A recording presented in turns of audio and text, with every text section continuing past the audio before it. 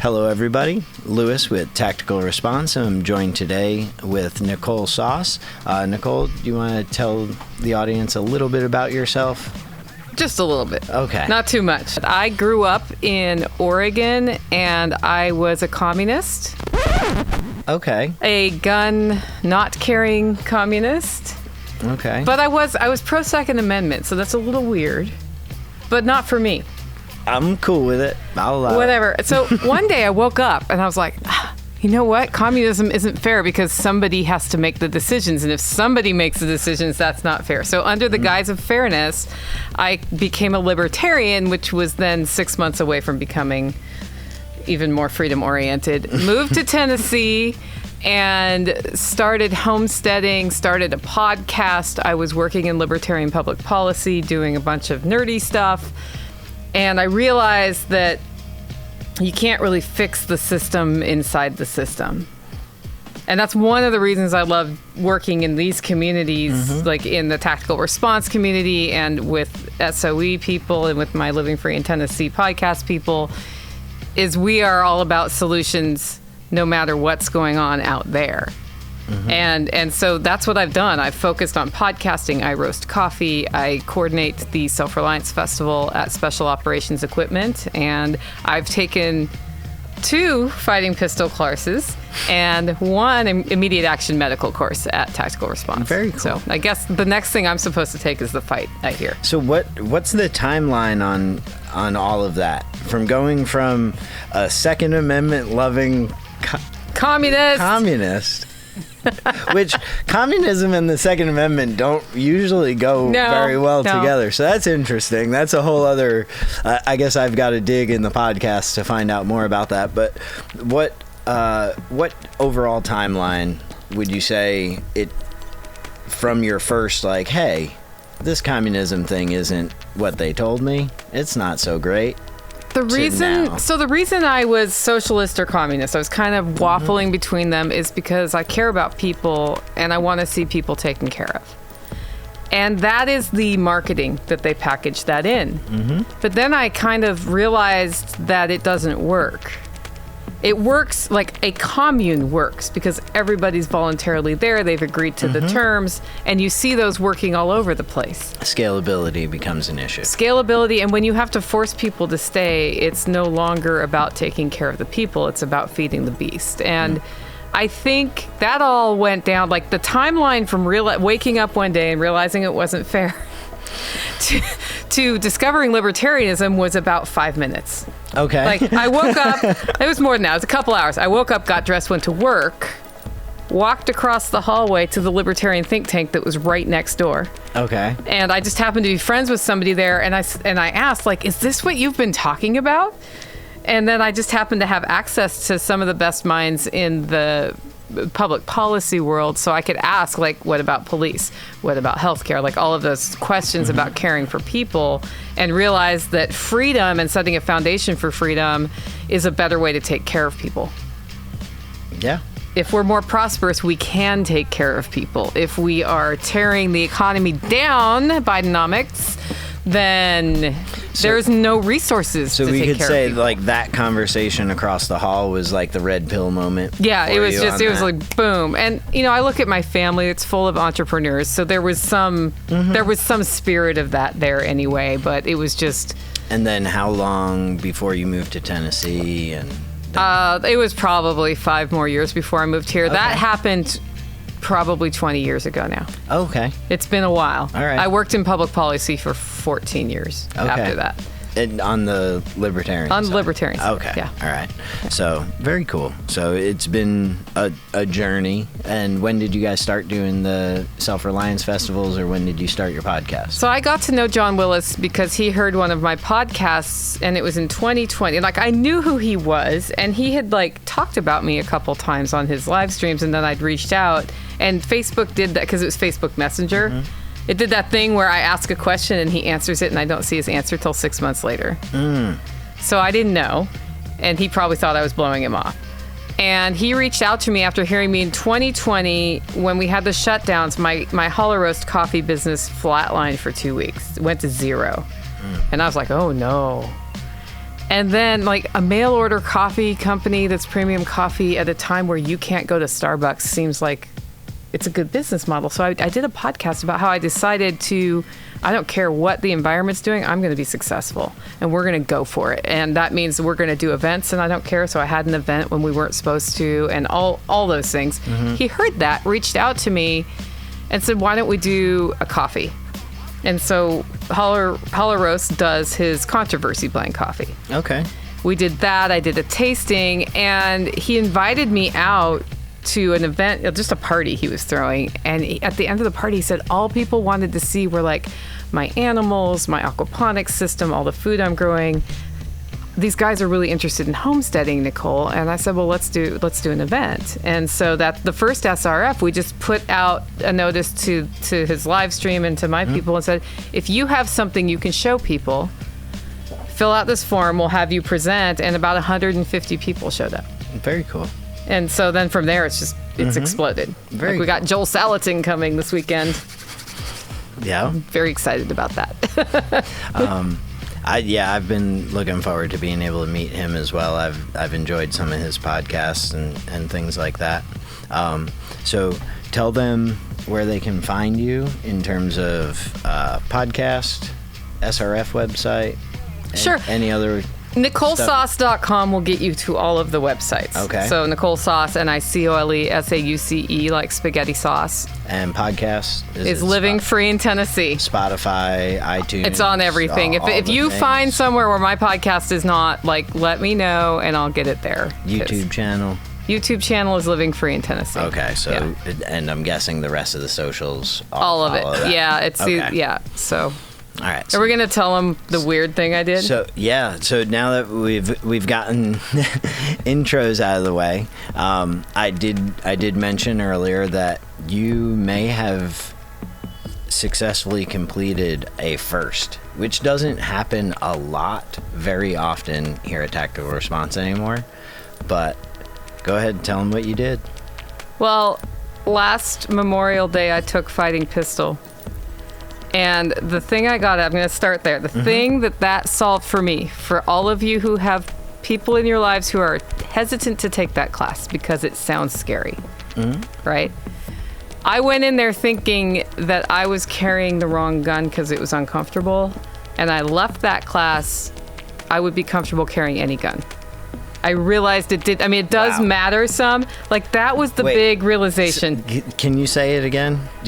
So I went in there thinking I had a MMP Shield 45. And I thought it was too big and bulky, and it was really uncomfortable to carry it. And I left that class completely comfortable carrying that gun. I had shot a bunch of other people's gun, and I realized it didn't matter what I was carrying. Right. It was how I carried. That was it. So I was like, mind blown. Like, the whole time I had been on this quest for the right gun to get before I take the class. I don't know if, like, as a one or two sentence, like, pitch for fighting pistol, I don't know if I could have come up with one better than that sentence you just said of, I went in thinking that I was carrying the wrong gun because it was uncomfortable. Gear. To when I left class, I would be comfortable carrying any gun. Mindset. Like, I'm getting goosebumps. That's exactly what happened, and it's what had to happen. And I can tell you, I took immediate action medical first, and fighting pistol second, and it took me a year to decide I was willing to do fighting pistol because I was that intimidated by that class. Okay. And I don't get intimidated by much. Like, I stand up and say what I think, no matter what government list I'm going to get put on. So where, for those that may be in a similar state of unsuredness, we'll just make up words. That's fine. That's fine.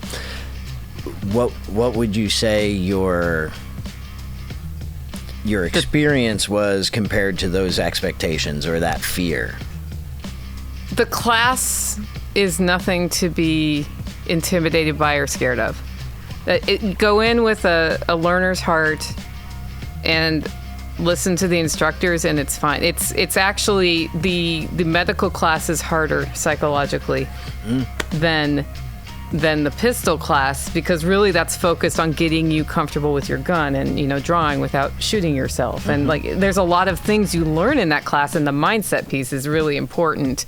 But I think, and I'm just gonna stereotype genders here. I think the women's perspective on that class is they're afraid to go in there until they've learned to shoot their gun. Is it? And it's like you literally goes from 0 to 150 miles an hour in one weekend, and you could have never touched a gun, and you'll be fine. Mm-hmm. Do you think is it the title of the class, the name of the class that was off-putting to you as a woman, or put some fear, the fact that the word fight is in there? What was the hesitation? Was it being around a bunch of guys doing gun stuff and like an insecurity I might not be at their level? Like, bring me into the... No, I think so. The word fight in there may have been part of my issue. And I decided to fight before I took that class because I realized I've been in several situations in my life where my big mouth and my attitude kept me from getting hurt. Like, I've had somebody come at me with a knife and I scared them with my voice. And I can't always count on that working. Mm-hmm. Right. I've just been really lucky. And as I was looking at the environment, I saw like an increase in violent crime, even in my little community. And I thought, this is dumb. Like, I know how to use the gun. Like, I can draw it without shooting myself in the foot. But I'm not terribly an accurate shot. And if I actually am frightened, like, I don't even know what that'll do. So I've just got to take this class. So I'm just going to go. The intimidation factor was one part the word fight, and the second part was that I took immediate action medical first. And you know how that class is. Yep. And I thought fighting pistol was going to be 10x that. Right.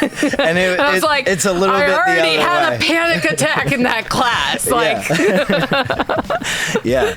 No, it's very true. The dealing with the traumatic injury is emotionally, and it gets to you. And that class, I think, is very well designed to do that.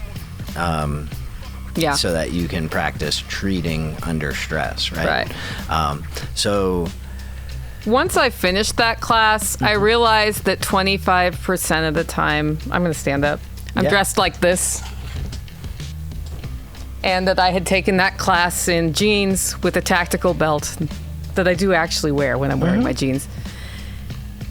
And if I was going to be able to defend myself, I needed to also be able to be comfortable with my gun in a dress. And so I took it a second time in a dress. And that's the first we've been talking about is I wanted to really go through the whole weekend so it wasn't just like I'm going to count on myself being able to get my dress out of the way and get my gun. Yeah. You figure it out while that guy with the knife is coming at you? Is my holster even appropriate? Which I realized what I thought was the right holster to use is not the one I'm going to use long term. Like, I learned a ton of stuff in that class just doing it with a dress, and how to move in a dress a little bit differently while you're, moving and firing and those sorts of shooting from behind cover, where I told you that was a really tricky one before it was like that was you're like rolling around and your dress is going woo.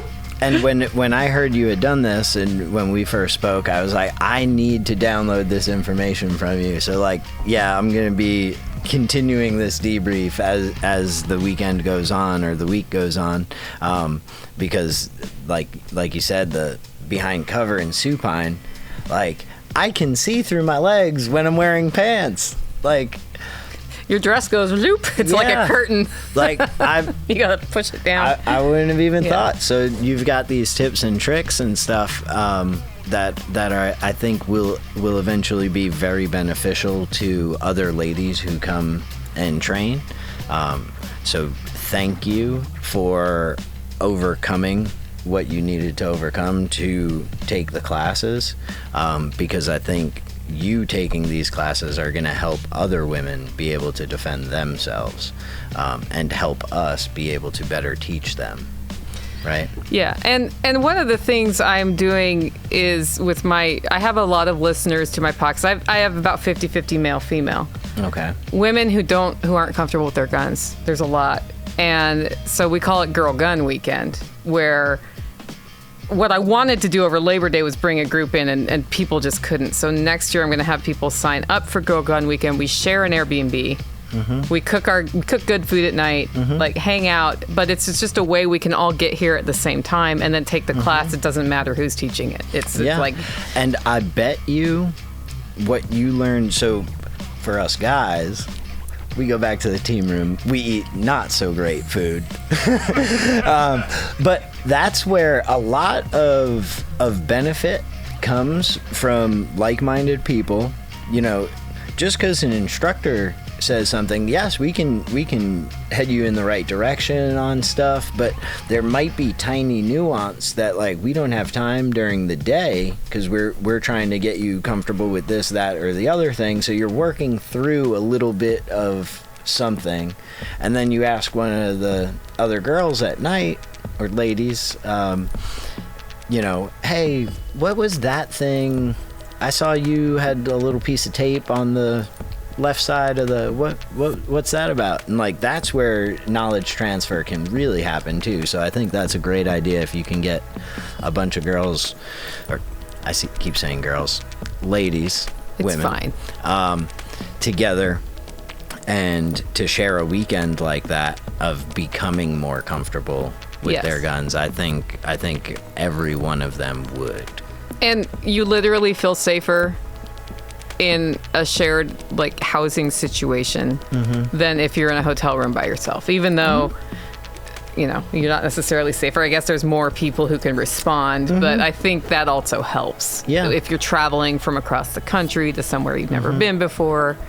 Some camaraderie is always beneficial, and that makes it 48 hours of a class for each one of those ladies, like not just the 8 hours you're going to spend on, 16 hours. You've got 48 hours. It's like a deep dive. It's more immersive, and I think very cool.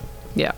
So we'll do that again next year. I'll probably do fighting pistol again next year. It's just a refresher. I am taking the fight next. That's before Girl Gun Weekend fighting pistol. I will take the fight where I will learn a whole new set of things. Well, you could do the fight day 1 in pants, day 2 in a dress. Just throwing it out there. That's a good idea. Right? Like your normal life, your normal situation, like you said, we're going to put you in somewhere between 15 and 20 scenarios.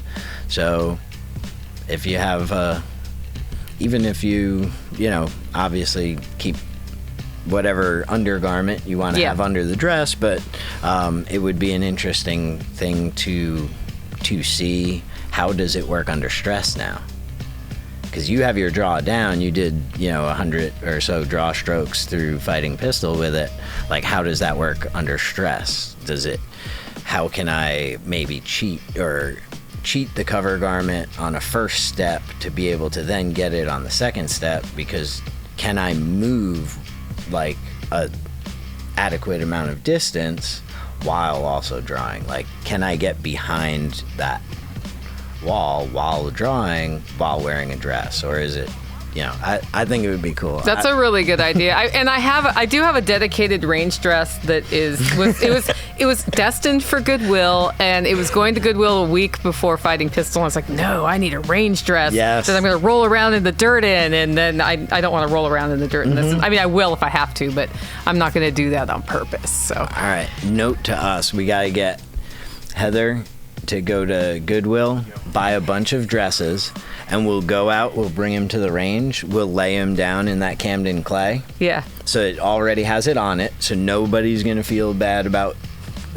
ruining a dress, but we can start selling Camden training dresses. I think that's a great idea. Range dresses are necessary. We'll have to have Tim. I don't know if you've met Tim or seen Tim. He's our favorite. Everybody's favorite Uncle Tim, and we could have him probably model it. And I love that idea. I think you should totally do that.